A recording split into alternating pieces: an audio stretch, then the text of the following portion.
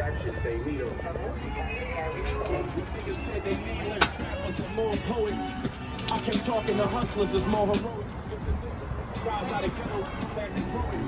Game broken hard in places I never showed. Next time y'all mixing them ramen noodles, man, you need that shrimp dart right there. That's that shrimp dart. Spray a little bit of this in there. You don't even know about that. They stuck like a Jew wallet, I break the black boys whose phones doing 1,500. Just eyes in the voice of my eardrums tell me for the fans come. The turning bread comes to a hedge fund. Y'all the type to change your life when niggas survive shootings. You made it out alive, retired and tried over. I laugh at this whole shit, how I captured it so quick, yeah. I ran the field with the passion of old Vic. That niggas broke with money and exodus don't mix. Traffic my flow just like I'm back to my old tricks. Been a young legend, I call flashes in 06. Buttons on the driver's side, make a passenger door flip, yeah. I've been getting a little too accurate. I need the challenges. You know the rules, if you move backwards, then you do calendars. The street niggas, I'm the new catalyst, but who fathomed it? My hair rules in federal sweatsuits and new balances. What's the outcome for niggas like me? Where do I land? I put a present on my wrist. When the streets force my hand, walking in the old beat for my city. We're spinning black. I'm out here supervising things. Francis G. He copyright violating the shit out of my mural video. He playing Benny the Butcher, but it's all good. Shout out to Benny. But yeah, that's what my artist listening to. That Griselda shit. Griselda attract these types of guys, these graffiti artists, these sneakerheads, these nerds, these Devin Wade types and shit. I interviewed Devin Wade last night after I was on the Devin Wade show. For those who don't know who Devin Wade is, Devin Wade started the $1 Million Worth of Game podcast with Gully the Kid. Word. But yeah, hip hop, sports, and fashion, man. I ain't gonna change up my format and shit. Pressing the issue. God bless the child that got his own. And sky's the limit, man, for the dribble. Straight up.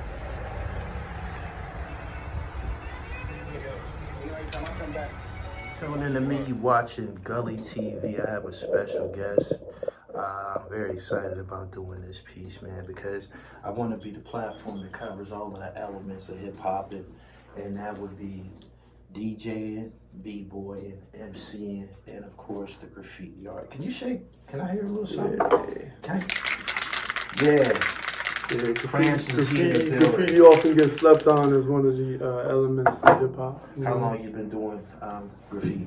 Man, I remember falling in love with it about 7 or 8 years old, because we used to go, my mother's boyfriend at the time, his family lived across the state, and they used to live out in these projects. And every time we drive out there, I see these particular walls with this graffiti, and I try to memorize it. So when I got back there, and I try to duplicate it exactly what they said, and then the way back home, see how close I actually got to completing it. Okay. And that's kind of like how I fell in love with it. And I used to look forward to those weekend rides to see if there was anything new, you know, and it wasn't something that was really like introduced to me. It was just something I naturally like was compelling. So. When was the first time you saw the movie B Street? B Street, man, I probably was about 12 or 13, maybe eighth grade.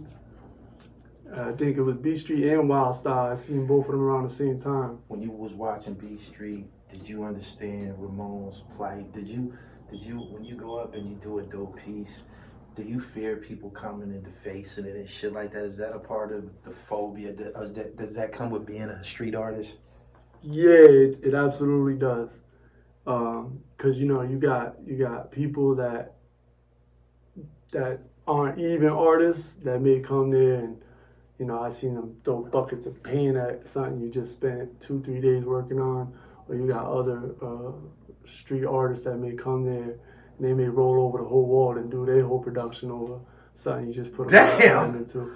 And sometimes this happened to people before they even got to get all their flicks. And back in the day, you know, we had them throwaway cameras, so you didn't get your pictures right away. You might not have gotten it. So wow. It's definitely something that, you know, we kept in mind. So I take it you got a history, being that you from the Northeast. You got a history in bombing trains. Oh yeah. Spend some time in the train yards. Yeah, man. Is it true that those people be having these like guns to shoot salt at motherfuckers and shit like that? Yeah, I never heard of assault, but rubber pellets. Rubber pellets, okay. Facts, M-track. That's the truth? Facts. They come out and bust off? Absolutely. Absolutely. What is it, a rifle or a handgun? I mean, I ain't never seen it that close, thankfully, but you know, but yeah, man. As far as I know, it's the Amtrak line, which Amtrak is pretty much the whole East Coast. Right. But yeah, they come out there and start letting off on us, peeing under the underpasses. Was there a specific artist that was known that you revered? I think it was a movie back in the day called Turk 182. It was a guy just running all over the city, just posting his tag up everywhere. Was it anybody that you knew to be like, yo, he that? There was guys in the back of the source, Phase something, I don't care, remember. Phase 2. Phase 2, okay, like. Yeah.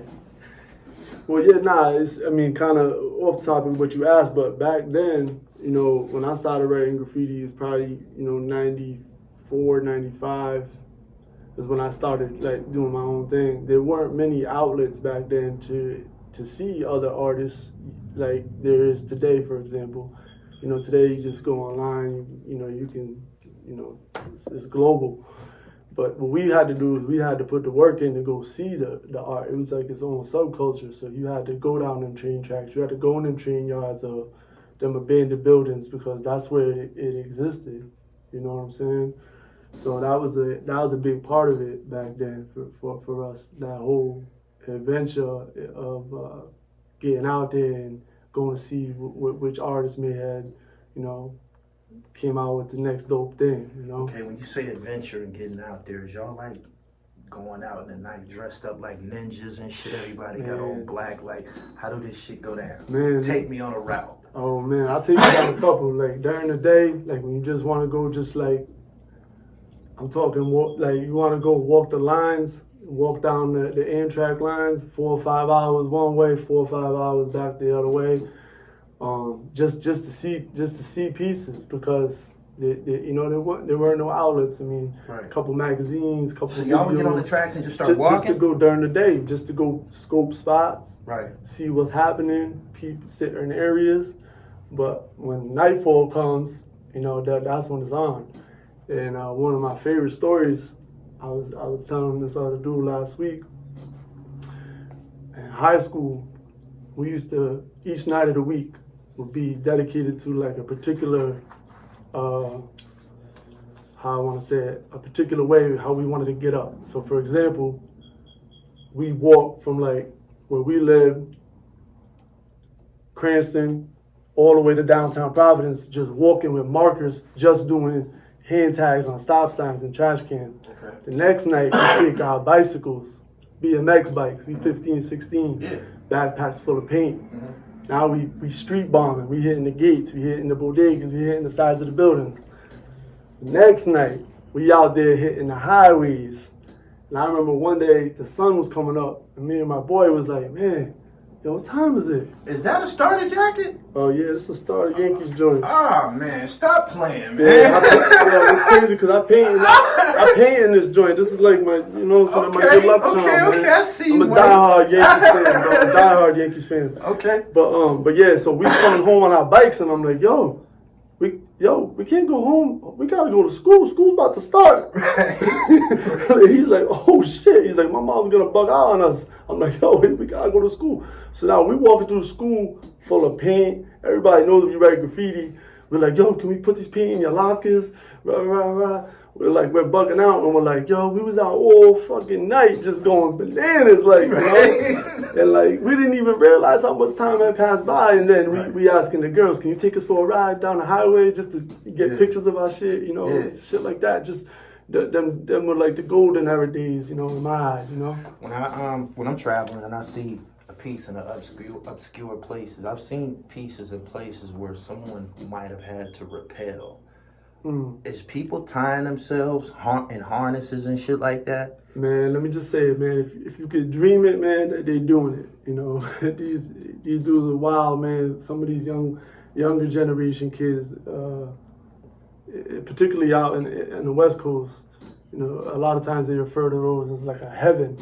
So it'd be like above, you know. Above everything. Yeah. So yes, they got the belt, the pulley system, the support. One dude doing filling in, another dude doing the outline.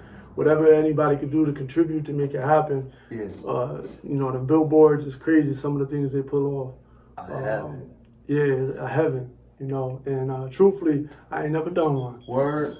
You know, I'm I not seen afraid of joints in places like, man, how the fuck did they get up there and shit? It's funny because I say I never done one, but it's I done billboards and things like that when I was younger. But there's not a lot of like opportunistic places to put them. You got to be real clever with you know where you want to. I've seen them on water tanks.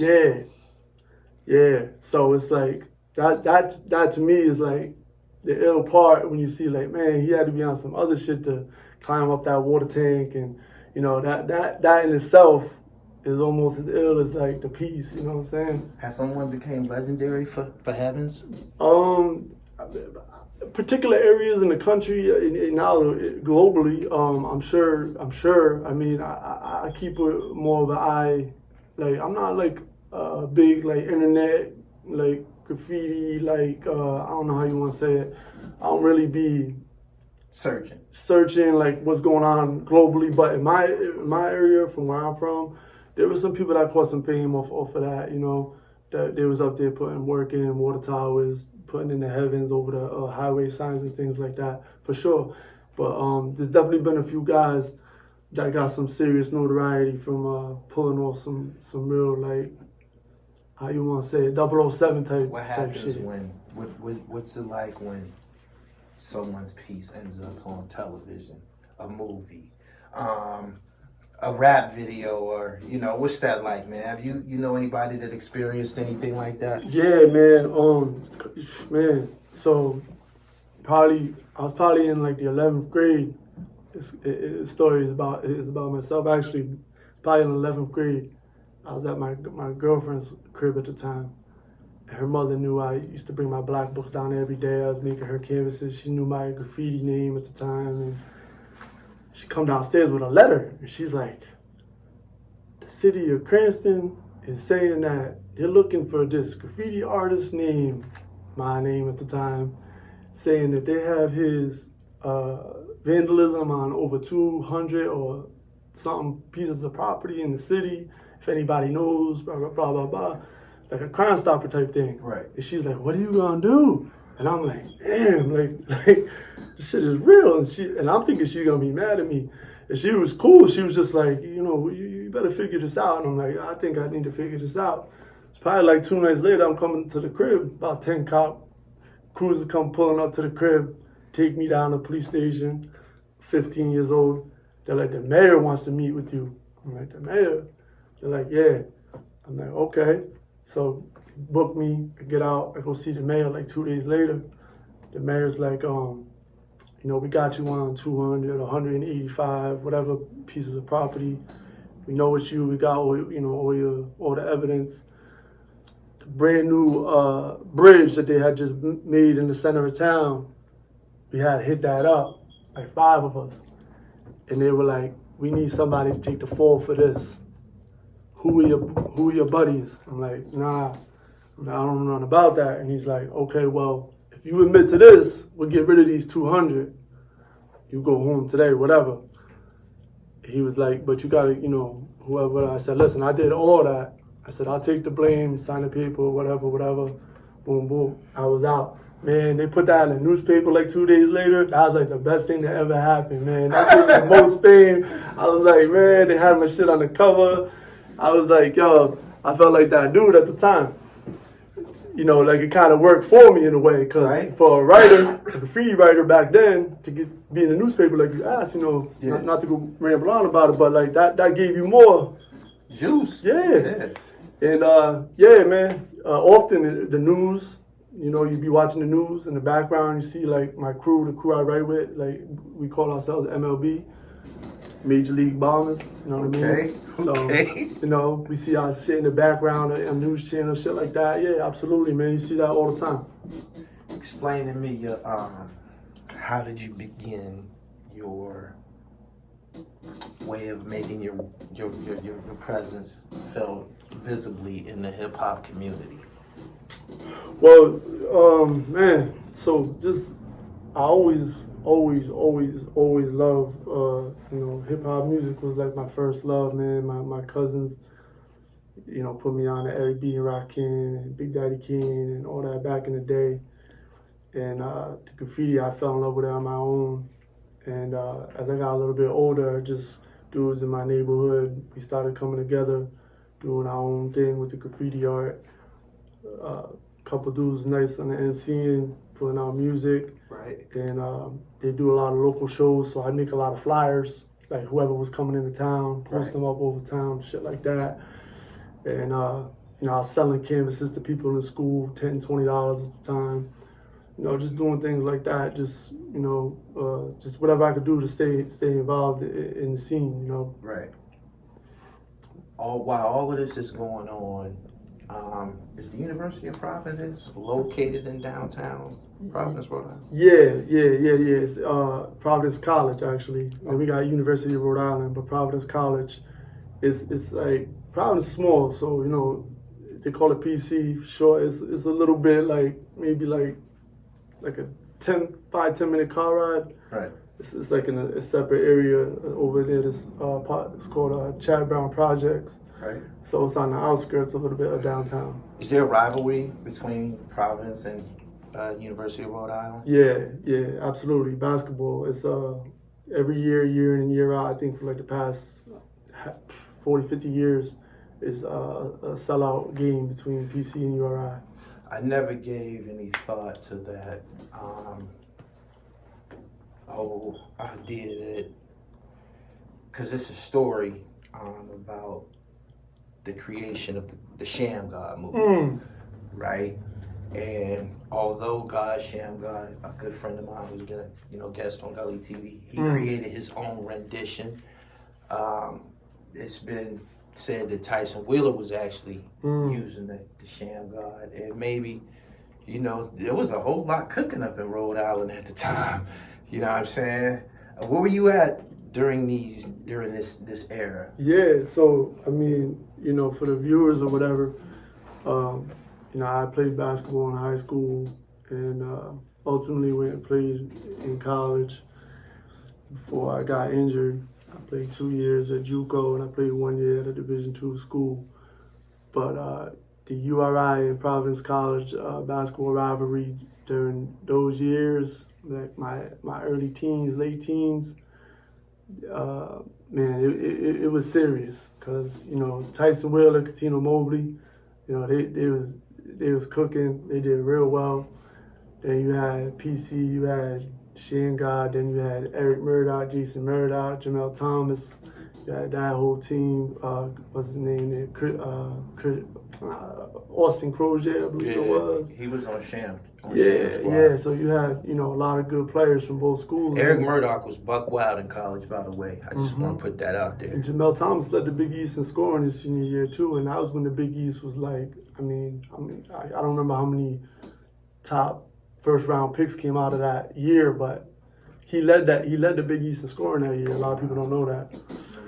But yeah, man, it was a great rivalry. And then later on, you had Lamar Odom. Obviously, that was a big deal for Rhode Island. But you know, for us, like the up and coming ball players, man, like that was everything to us. You know, whose era, who had it cooking? Who was the guy that everybody was going to see? You name a lot of stars, but you know, who was electrifying? Man, you know, that's probably like, if I had to say like my opinion or like what other people, what I generally hear, it might be different, but you also got different eras as well. So, you know, like a lot of these dudes I have a personal relationship with as well. But you met Eric Murdoch? Never met Eric Murdoch. He was a scoring machine in college. He was. But Marvin Barnes is somebody I had a relationship with. He was picked #1 overall in the ABA before the NBA merged. Right. He's a good dude. He did a lot of community work in Providence. But I have to say, probably like Shim Guy, probably the most popular like person that everybody wanted to go see. You know? Right. Tyson Wheeler had a big buzz. You know, Patino Mobley wasn't really, his name wasn't like, you know, he kind of was like Tyson's shadow. You know, nobody foreseen his future to be. That's true. How many years in the NBA? He played 14, 15 years. Great professional career. Yeah. A star, superstar. Yeah, superstar, absolutely. And so besides them guys, man, I guess overall it would be Sham God. Everybody, you know, I remember being, yo, Frank, hit him with the Sham God, you know, and he, you know, as far as I know, because I know you have a relationship with him, whatever, but I got some friends that got a relationship with him as well. He's a good dude, does some good things for people out there, from what I understand, and yeah, man.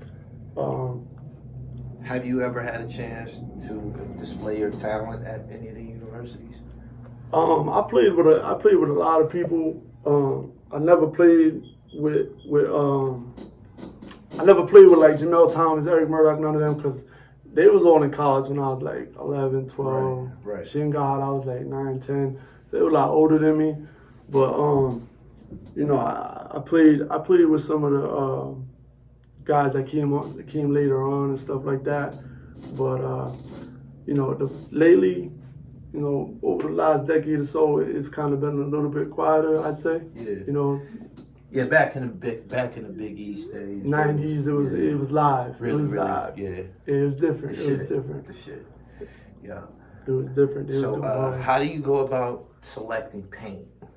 Oh, paint, man. See that? Is this a name brand here, hardcore? Well, this right here. See, it's funny, man. You asked me that question because this paint is made by a company. It's called Montana. Okay. Now this stuff here, for example, right? They didn't have this Montana. This didn't really exist when I was like writing graffiti hard 17, 18, 19 years ago. Right. We was messing with the old school crylons and, you know, what you see in the wild style, the beat street stuff. Right.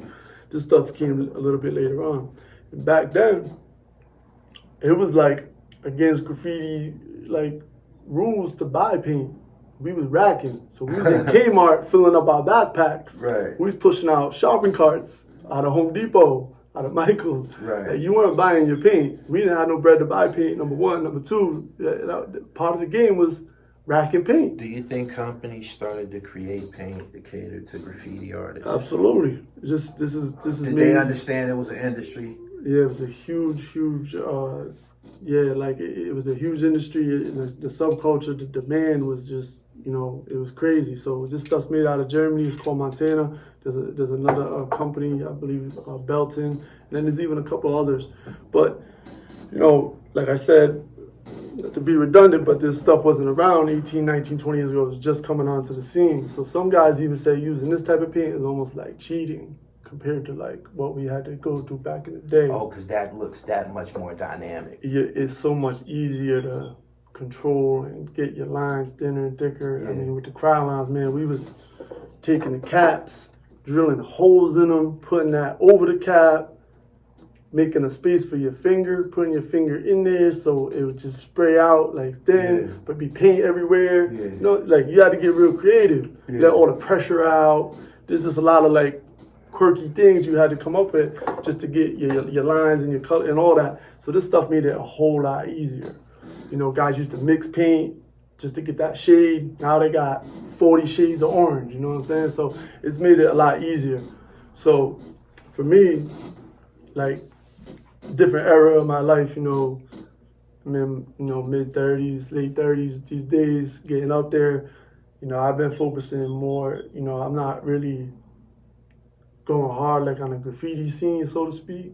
Kind of made that transition into more like an urban artist, street artist, but like, still with that the graffiti roots, you know what I'm saying? Right. Because, you know, the graffiti that's what I fell in love with, you know, that's where it started. How long you been doing these custom skateboard pieces, skateboard decks? So the skateboard decks, probably like a few months ago, man.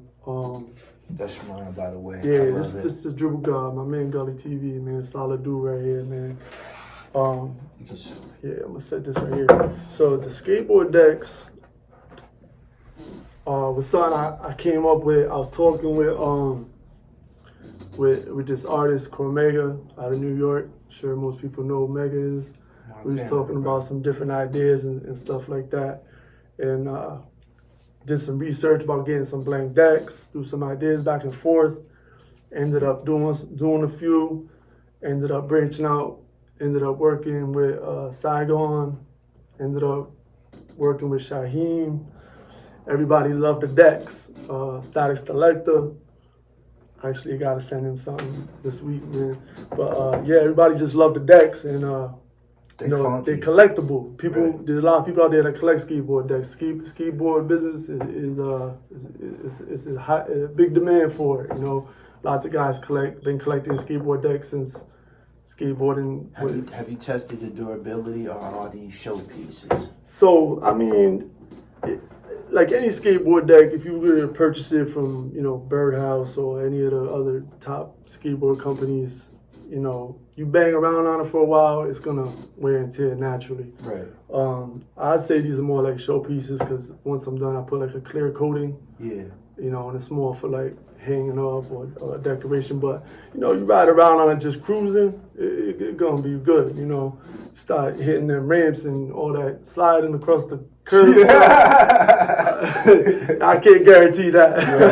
Right. But you know, yeah, they look nice with the shine and everything. So yeah, man, a lot of people just been liking them, just been saying, yo, what's up with them decks? So you know, hopefully we got some things we're working on right now. I don't want to give it all away, but I'm gonna have some coming out, man. So be on the lookout for those, sure. How'd you meet CORMEGA?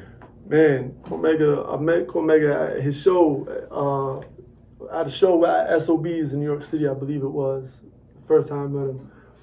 Second time, I think it was in Boston. We was talking. We was in the back. We was sitting down talking. I was showing him. I think I had my black books. I had my backpack. It was backpacking days, and he was like, "Yo, listen, send me your art." Gave me his email, his number, and I was like, "All right, bet. I'm gonna send it to you. I don't know what I was doing, what I was thinking, or what kind of time I was on at 19 or whatever, but I never sent it to him. Probably like 15 years I regretted it for. And cause like I think maybe his next two albums had graffiti on the cover or in the booklet of the CD, right. You know? I'm like, man, I was stupid for not sending that stuff to him. So fast forward or whatever, seen him again, ran into him, then we linked up online. He asked me what I've been doing. He's like, "Hey, you still messing with the art?" He's like, "Man, you gotta go hard with that." He's like, "If you love it the way you do with your talent," he's like, you gotta go for it." And I was like, "Man, I wasn't really like, I wasn't motivated or whatever the case may be." And you know, my kids, I did something with them. Then like this stuff started adding up, and I was like, you know what, man, he's right. You know, he's like, you love something, you got the ability or the talent, you know, it's like, why let it go to waste? So it kind of like gave me like a little nudge to kind of, you know, get my hands dirty again, so to speak. And that's been a blessing, you know. But he's a real good dude, humble dude.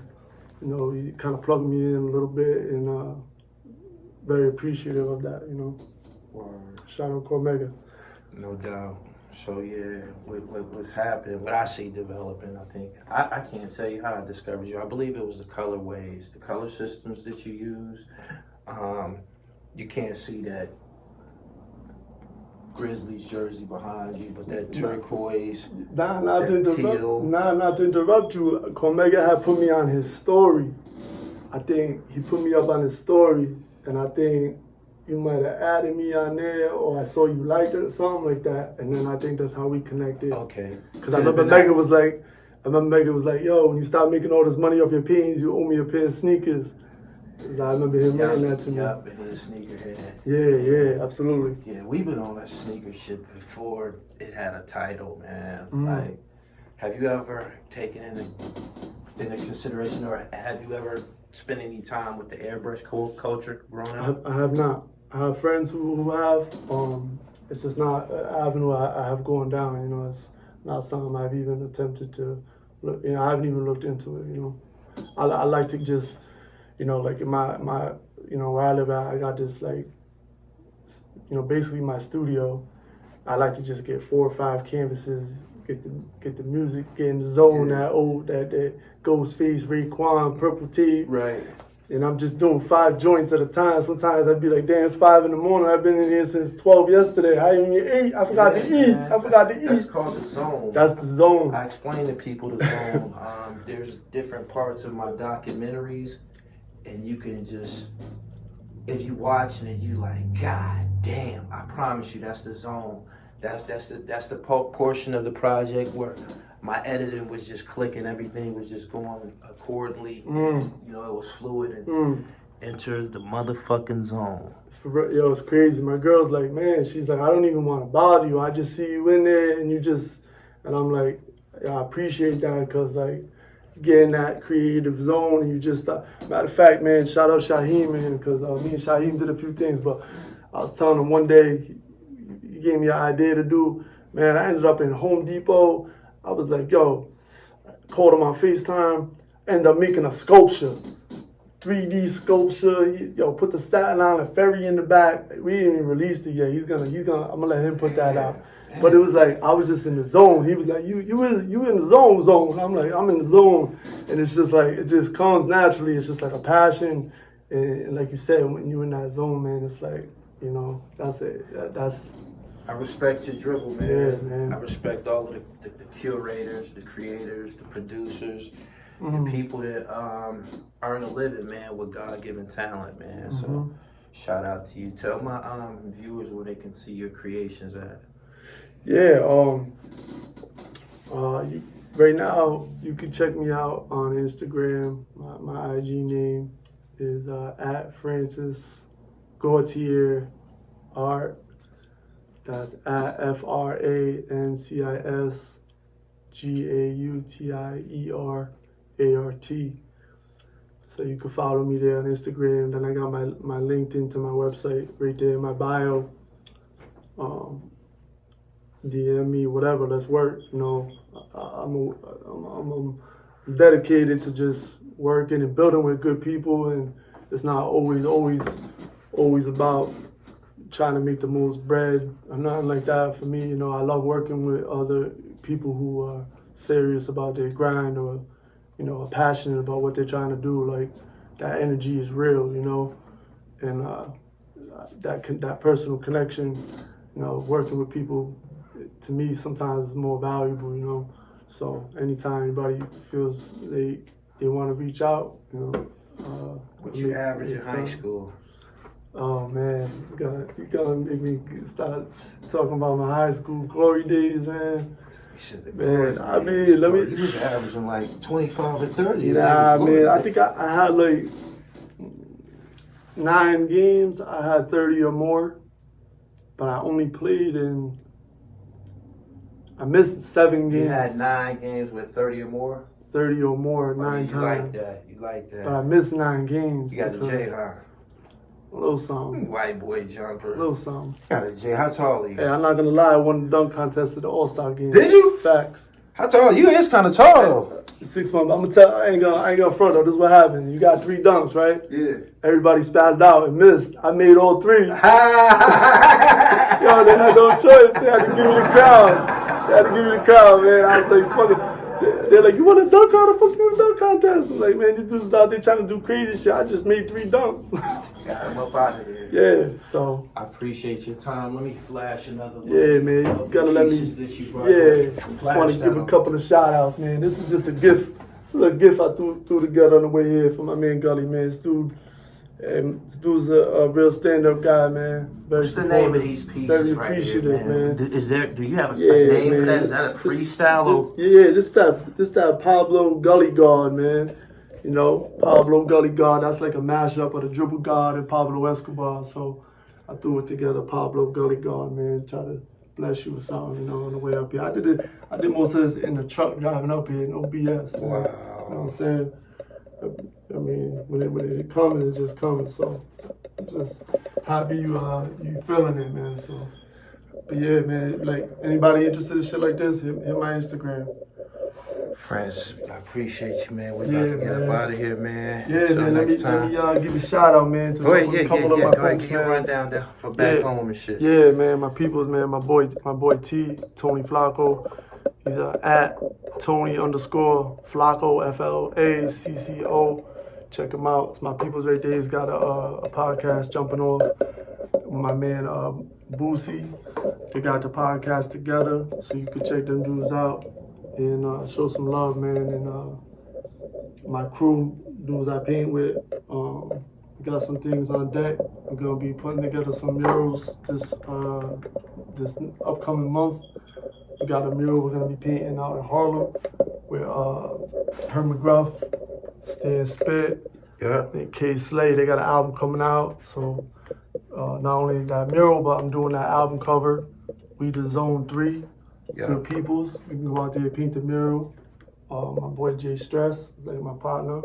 We do a lot of the art thing together. So we're gonna go out there and do that, and got some other things in the works. Consistently putting out content, so, you know, let's work, let's build, man.